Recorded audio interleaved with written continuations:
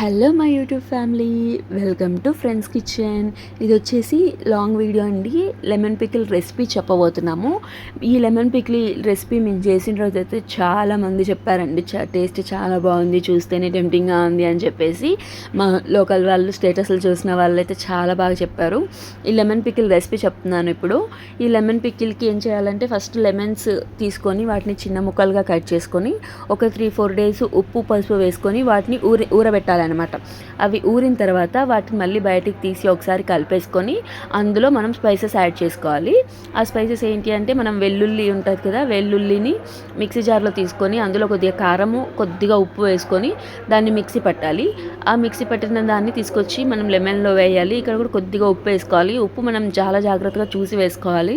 ఆ ఉప్పు అనేది మనం ఆల్రెడీ లెమన్లో ఉంటుంది, మనము మిక్సీ పట్టేటప్పుడు వేసాం. ఇప్పుడు కొద్దిగా వేసుకుంటే సరిపోతుంది.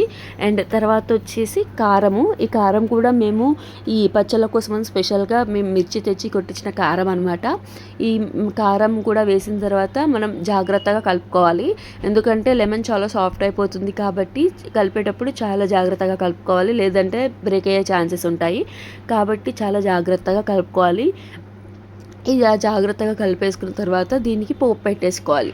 ఈ మసాలా రెసిపీ కూడా నేను ఫర్దర్ వీడియోస్లో చెప్తానండి. ఆ సీక్రెట్ మసాలా మేము పికిల్స్లో వాడేది. ఆ మసాలా రెసిపీ కూడా మీకు ఫర్దర్ వీడియోస్లో చెప్తాను, నెక్స్ట్ వీడియోస్లో. నెక్స్ట్ వచ్చేసి పోపు పెట్టుకోవాలి. పోపు కోసం మేము పల్లి నూనె వాడుతున్నాము.